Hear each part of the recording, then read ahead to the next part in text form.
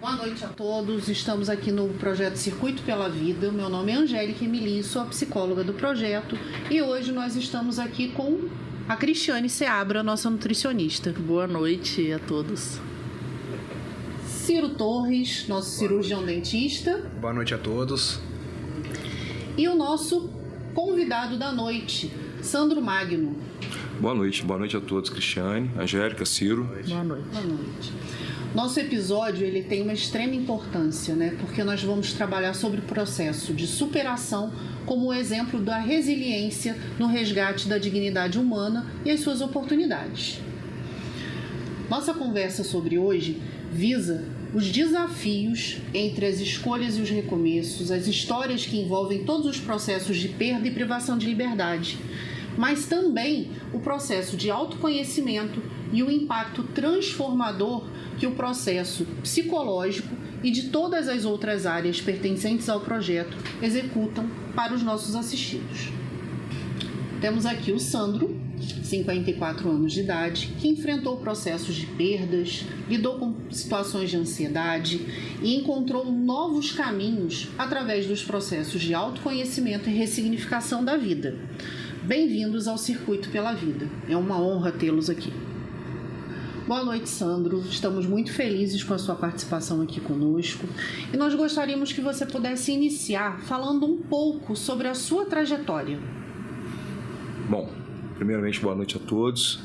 A minha trajetória é uma trajetória um pouco diferente da trajetória normal dos usuários de droga, dos adictos, como as pessoas costumam dizer.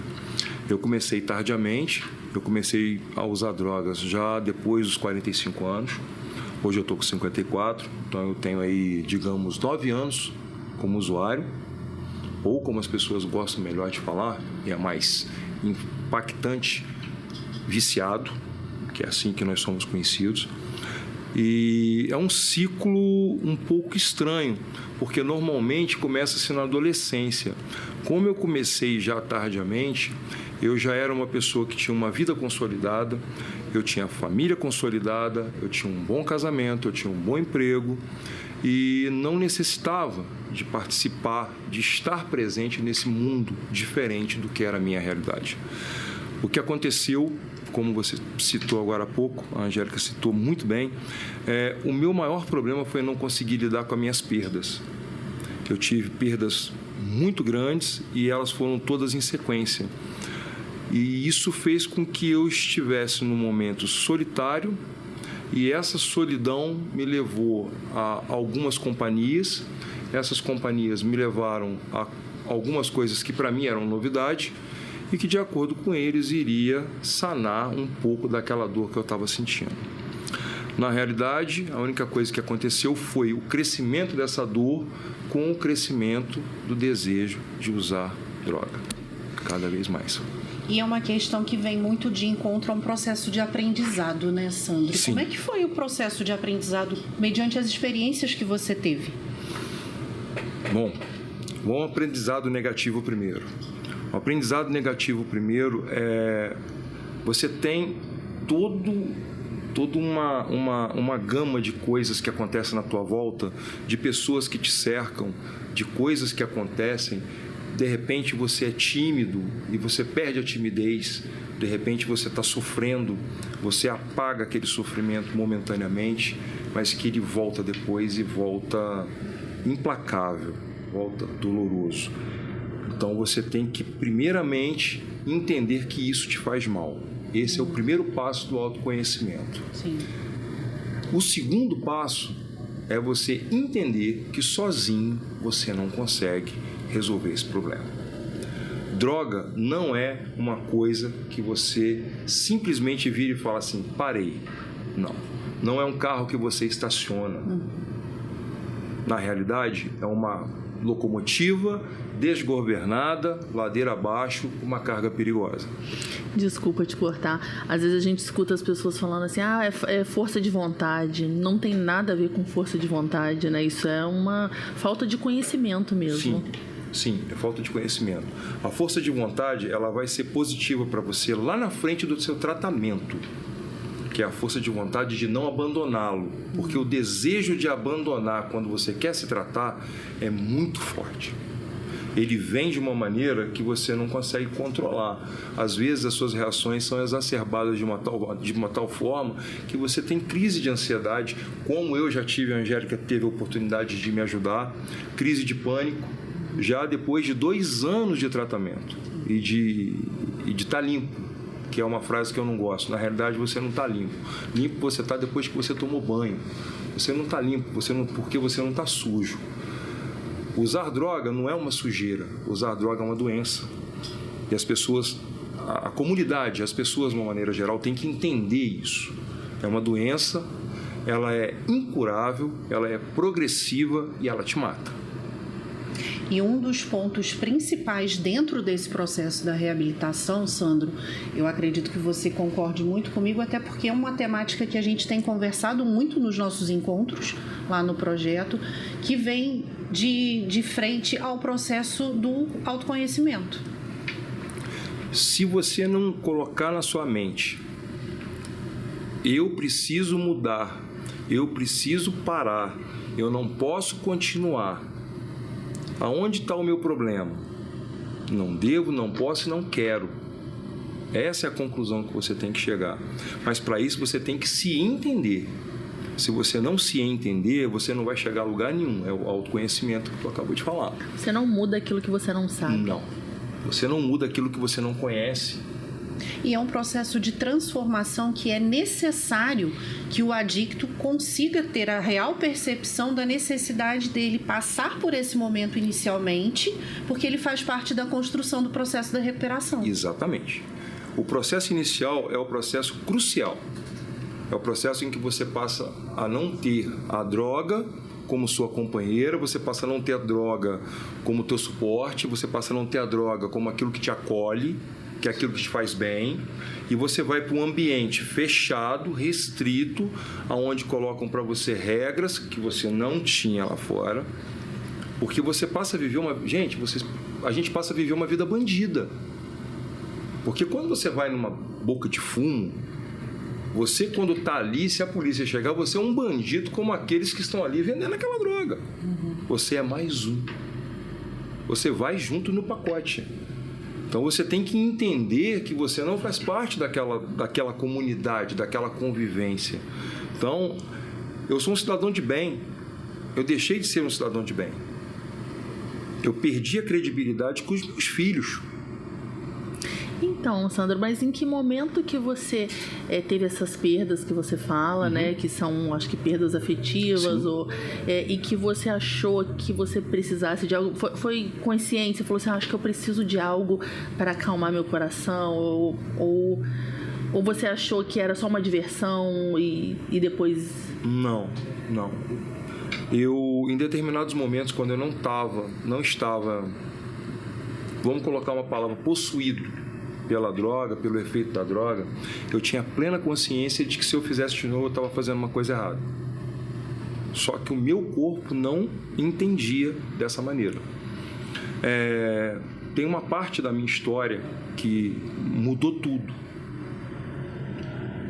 Desculpem se eu me emocionar um pouco aqui, mas eu passei 4 dias trancado dentro do meu quarto, dentro da minha casa sozinho, porque eu tinha perdido meu pai e minha mãe, com o ar-condicionado ligado, a televisão ligada, um pacote de cigarros, muita cocaína e muito álcool. Eu só abria a porta, ia lá fora, pegava água e voltava para o quarto. Os meus filhos ligavam e eu não atendia. Então, a primeira que foi a mais velha. O meu vizinho do lado, porque meus pais eram idosos, ele tinha a chave da casa. Então ela pediu para ele abrir a porta.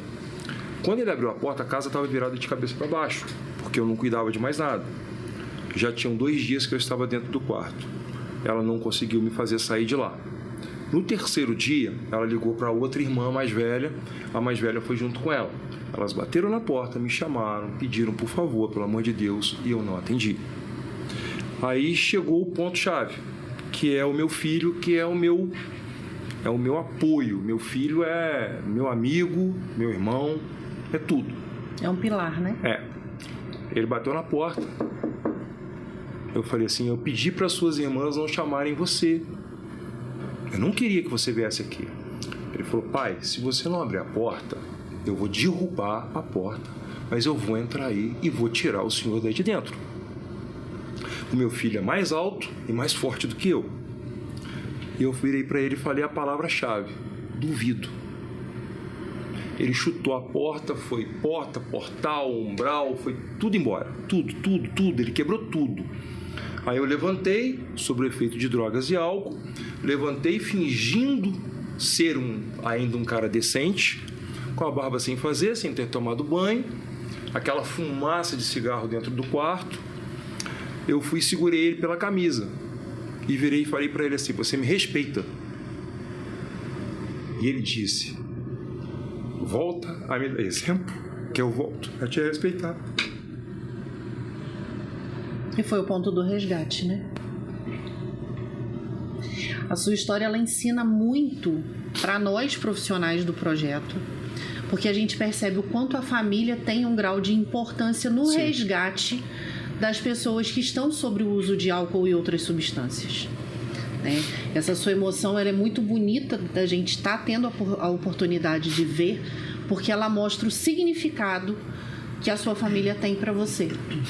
Né? A valorização que você dá a esses laços e o quanto o seu filho realmente foi o pilar, né? Para você estar ali frente a frente com ele numa situação de enfrentamento e você mostrar para ele que você gostaria de ter o respeito dele novamente. Isso aconteceu no dia 18 de abril de 2022, por volta de 2 horas da tarde.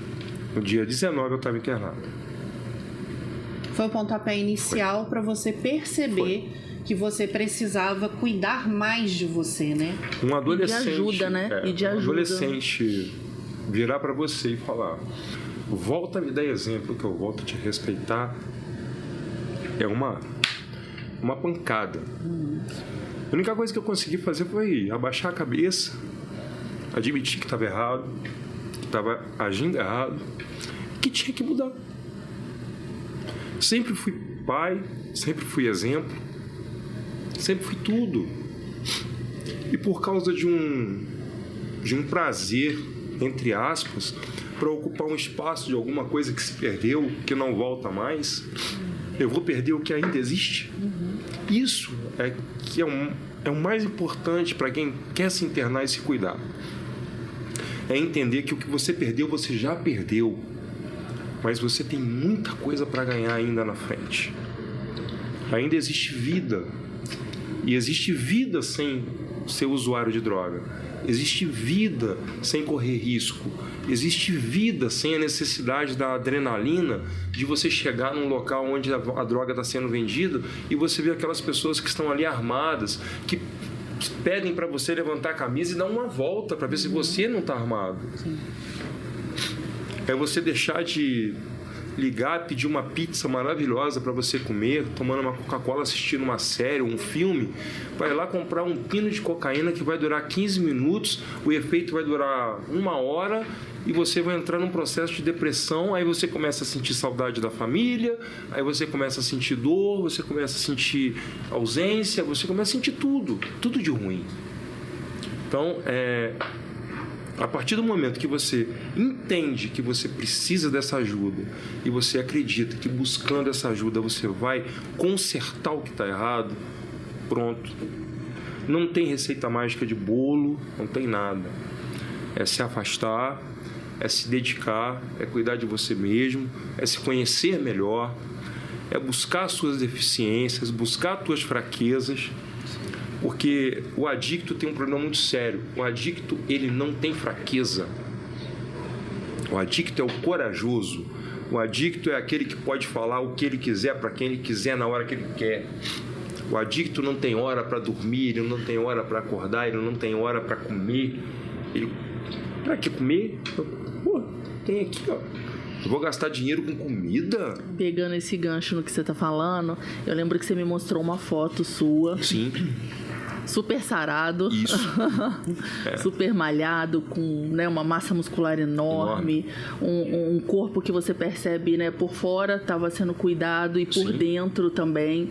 Apesar de você já ter algumas patologias, né, que você tinha já há um tempo, que era diabetes, Isso. você já tinha. Exatamente. E com, né, o uso de droga, você começou a não se preocupar com a alimentação, né? Não. Na realidade, eu saí de 119 para 77 quilos. Por aí dá para vocês A terem uma ideia. alimentação, ela não é nem lembrada, né? Ela Não. Alimentação para quê? Pra que eu vou gastar R$50 comprando uma pizza? Nossa, R$50 dá pra muita coisa. Você faz muita coisa com R$50. R$50 você compra uma garrafa de bebida, com R$50 você compra 2 maços de cigarro, R$50 você compra um pouco de droga, você se tranca dentro da tua casa e pronto. Pra que você vai se preocupar? Você pode comprar um miojo por R$1,50, bota no micro-ondas. Muitas das vezes você coloca o miojo no micro-ondas, aí tem uma carreira de cocaína, você cheira e você esquece que o miojo está no micro-ondas. Aí você só vai comer ele no dia seguinte cortado com a faca. Isso tudo agravou muito o seu quadro o meu quadro de saúde. Né? Sim, meu quadro de saúde ele declinou definitivamente com o consumo de drogas, porque eu deixei de me preocupar com a minha alimentação. Isso foi muito bacana do projeto, assim que a gente, né, conheceu você e conheceu o Realizando Sonhos, a instituição, a gente percebeu o quanto o cirurgião dentista, psicólogo e a nutricionista ia fazer um trio muito, né, muito bacana, assim, de grande impacto na vida de todo mundo ali. Eu lembro que quando eu te atendi a primeira vez, você estava com a glicose toda, né, desregulada, né, a gente entrou com a suplementação, o suplemento, e todo esse cuidado para a gente tentar minimizar os danos que as drogas, né, tiveram ali. Sim. Durante esse tempo. Eu acho que cada um de vocês tiveram uma participação. O Ciro foi uma questão de empatia, natural, normal. Com a Angélica foi uma coisa interessante, que a Angélica chegou num momento muito, muito diferente para mim, porque eu estava super bem e eu entrei num processo de uma crise que eu cheguei ao ponto de estar na rua andando e eu entrava em pânico quando eu via muita gente, entrava num carro e voltava para casa. Porque muito tempo você ali também, só naquele mundo, vivenciando só aquele mundo, você se assusta, porque você vê a pessoa na rua passando do seu lado com cigarro na mão, aquilo te apavora. Você passa na porta de um bar, aquilo te deixa angustiado, você quer olhar para o outro lado, você quer fingir que não está vendo. E não é por aí. Você tem também que criar coragem, o autoconhecimento. Você tem que criar coragem dentro de você, porque você tem que lembrar que um dia você vai voltar para a rua e que você vai ver as situações em que você vivenciou, mas que você hoje não chegou à conclusão que você não mais faz parte daquilo ali. Sim.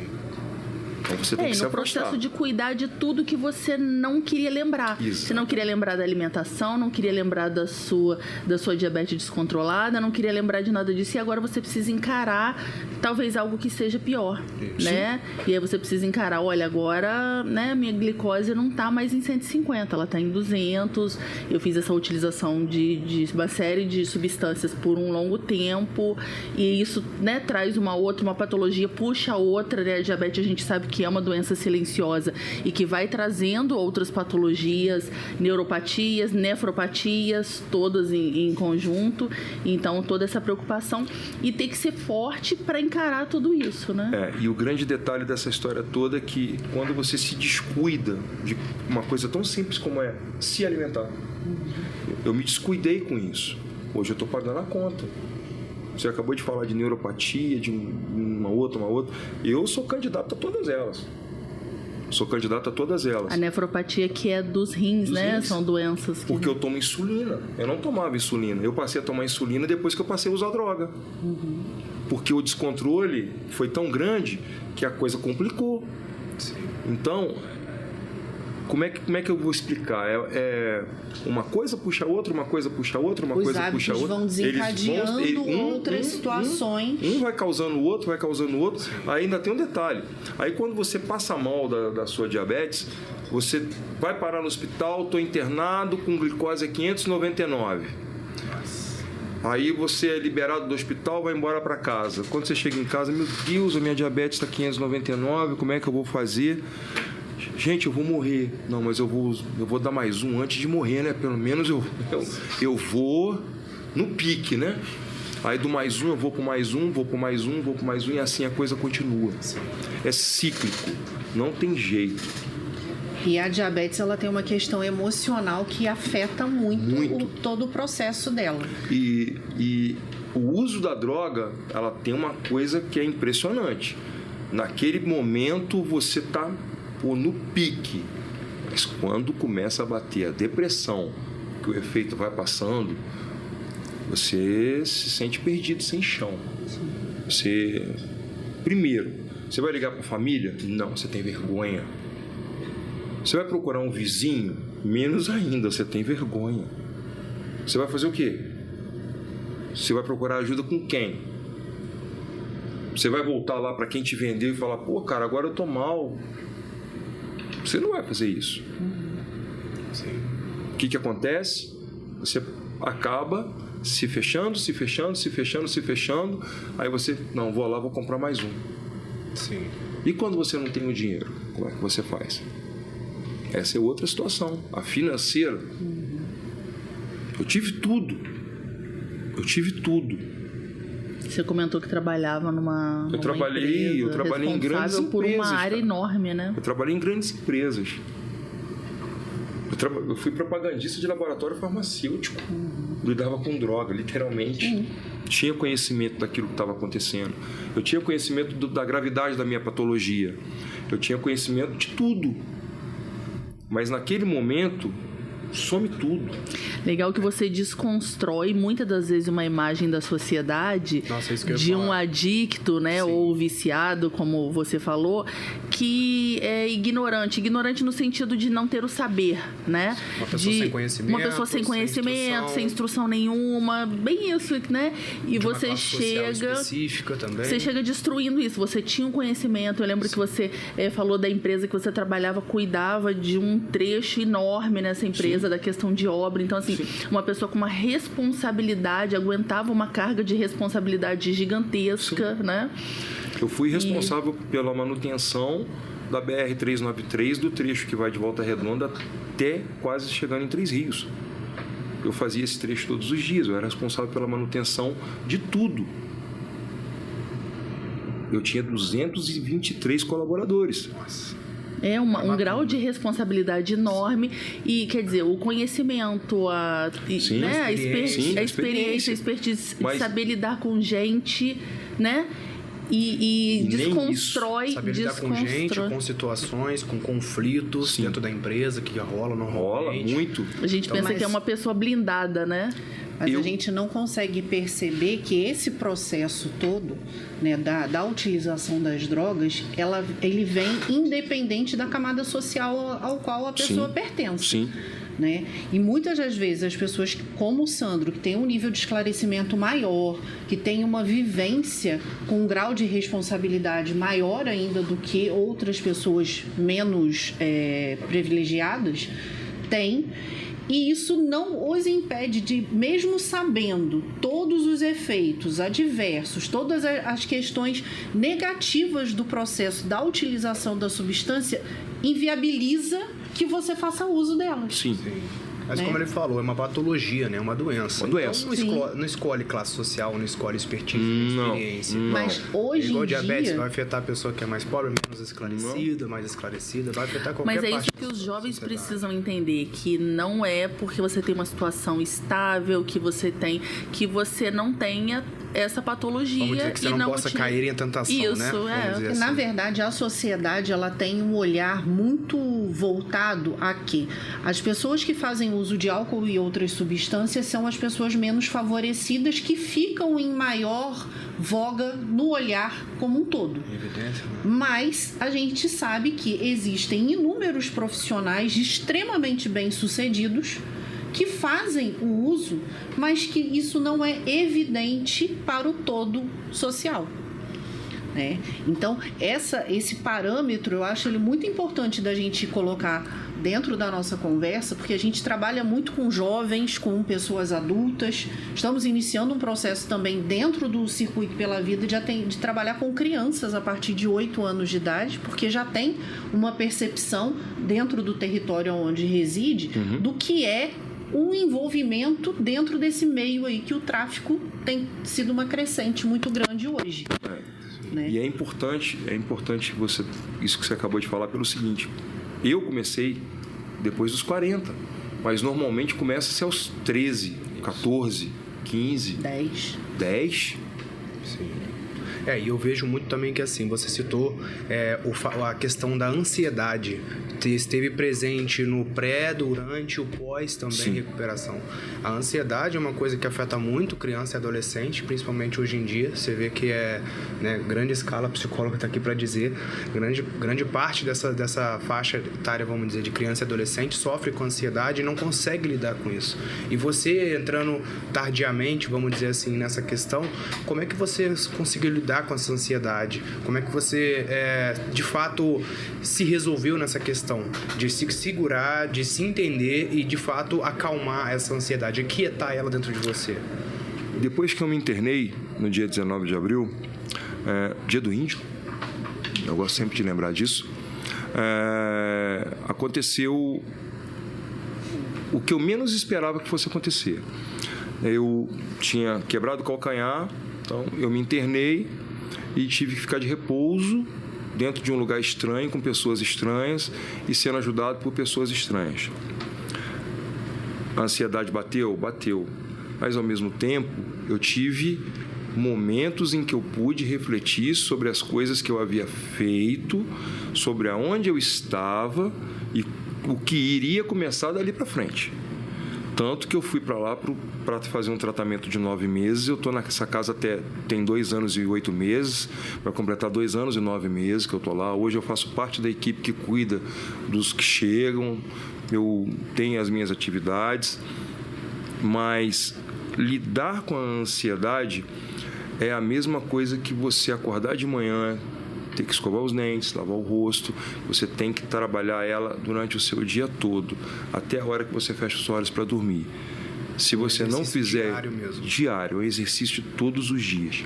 Porque todos os dias você acorda, você olha, o portão está trancado. Todos os dias você olha no bolso e você não tem um telefone celular para você pegar e ligar para alguém da família. Porque faz parte do tratamento você se afastar. E hoje você percebe que você consegue ajudar quem chega, né? Você chegou para ser ajudado e hoje em dia você, né, é uma das pessoas ali que recebem, né, os novos internos ali, os novos alunos da casa, e você percebe o quanto a sua história, né, impacta todo mundo. Isso tudo te ajuda, te fortalece para... Muito.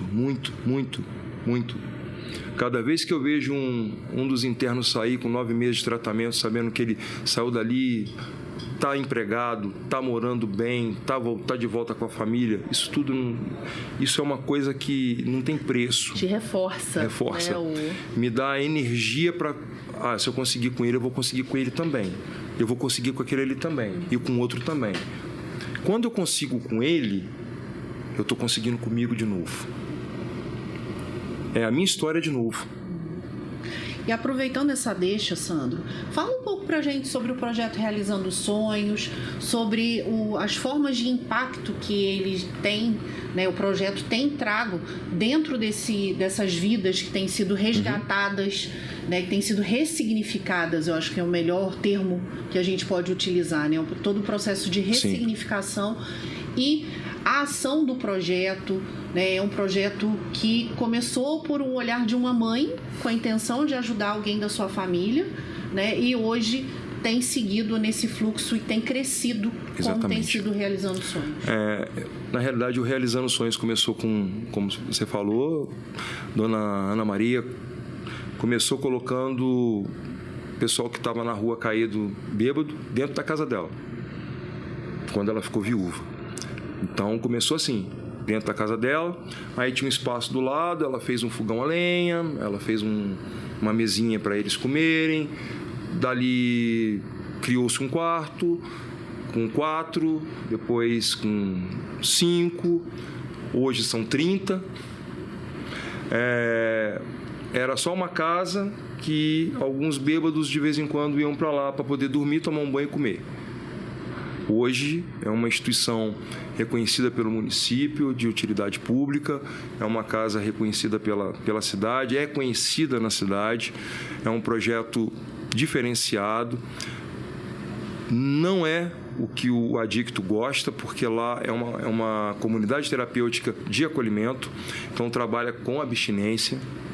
A abstinência é problemática, que a abstinência entrou do portão para dentro, acabou, não tem mais.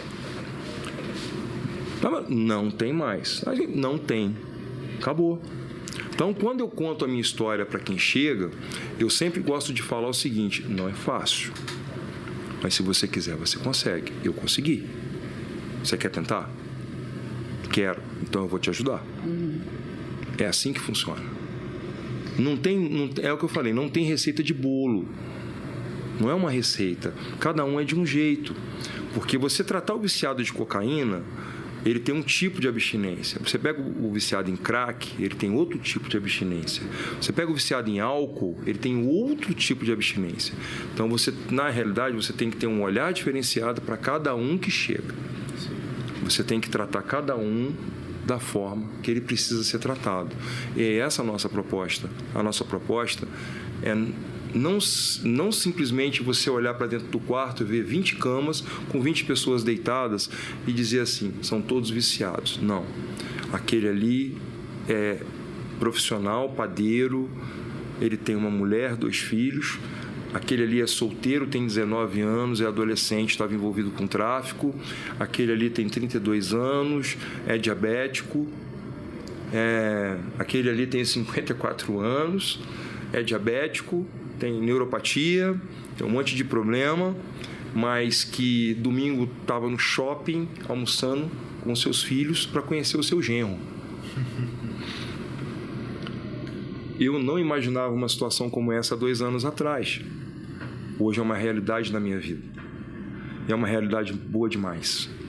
E a sua história, ela traz muito um processo para a gente, né, de entender o quanto o processo da superação e do aprendizado, ele é uma constante nesse período de reabilitação. Sim. Que os adictos vivenciam quando eles entendem e aceitam estar numa instituição buscando todo esse processo. Sim. Né? Você falou muito bem do período da abstinência.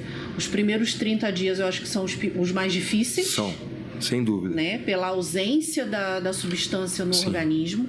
Mas não é porque esse primeiro processo ele é difícil que ele é impossível de ser atingido. Com certeza. Muito pelo contrário. Né? Quando a pessoa realmente, né, quando o adicto percebe a importância desse momento de ressignificar a própria vida, eu acho que esse é o pontapé inicial para poder valorizar muito mais a sua vida. Né? Somos seres humanos como qualquer outro, temos as possibilidades de errar e acertar em inúmeros momentos na nossa vida. Sim. Né? E muitos percebem, eu errei quando eu iniciei o meu uso das drogas. Mas, na verdade, ele teve uma necessidade, ele pensou numa alternativa para suprir essa necessidade, só que num dado momento ele conseguiu entender que não era bem por aí. Exatamente. Né? E aí ele enxerga que ele precisa de ajuda.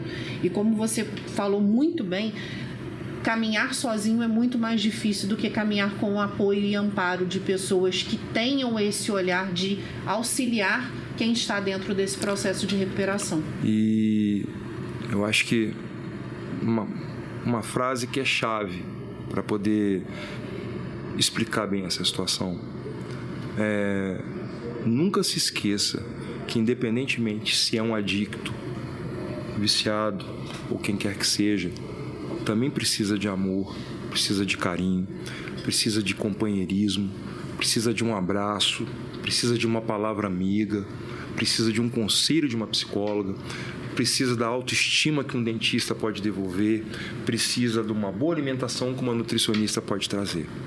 Então, na realidade, o projeto de vocês vem para complementar uma coisa que já existe, mas que precisa ser melhorada. E vocês são a ferramenta que vem para melhorar isso. Esse processo de resgate da dignidade humana, é realmente uma das frentes do que a gente, enquanto Circuito pela Vida, se propõe a levar para todos vocês. Graças a Deus. E a gente fica muito feliz de saber que a gente tem conseguido caminhar de uma maneira bem significativa dentro desse processo, junto com todos os assistidos que estão no projeto Realizando Sonhos. Foi o primeiro projeto que nós levamos as ações do Circuito pela Vida, e isso nos gratifica muito enquanto profissionais. Então, para a gente poder encerrar essa nossa conversa, Sandro, a gente agradece imensamente por você estar aqui nesse espaço compartilhando conosco a sua experiência, o seu processo de superação, a sua elevação de autoestima. A gente trabalha muito isso e a gente vai continuar trabalhando pelo tempo que for necessário. Obrigado. Né? E que, junto com o Ciro, junto com a Cris, a gente tem exatamente essa proposta de ser um segmento pelo projeto Realizando Sonhos. Muito obrigado. Fica muito feliz com a sua participação aqui com a gente. E eu, em nome do projeto, que tenho que agradecer a cada um de vocês pelo que vocês fazem. A gente fica ansioso no dia que vocês vão, a gente fica na expectativa, fica esperando, porque sabe que vai ser uma manhã diferenciada, vai ser uma manhã em que alguma coisa vai mudar. Todas as vezes que vocês vão até lá, alguma coisa muda, e muda para melhor. E isso não tem nada que pague, isso não tem preço. Nós é que temos que agradecer a vocês, a cada um de vocês, e ao projeto. E com isso, Obrigado. A gente chega num processo, né, de encerrar essa nossa conversa, né, mais um episódio do Circuito pela Vida, agradecendo novamente. Obrigado. Né, pela Eu sua que agradeço. participação. E lembrando que o projeto Circuito pela Vida, ele não é só um projeto de conscientização, ele é um projeto que tem um suporte prático. Nós temos cursos de ensino à distância que são ofertados através de uma plataforma online, e a nossa intenção é abrir portas para que vocês tenham a possibilidade de ter novas oportunidades dentro desse processo de reconstrução, de ressignificação. Então, com isso, nós encerramos a nossa conversa por hoje. Agradecemos a todos que estão nos acompanhando, né? E sigam as nossas redes sociais. Existem novos episódios à disposição. Obrigada. Curte, e até compartilha, logo. segue a gente e até mais. Até a Obrigado próxima. pelo convite. Obrigado.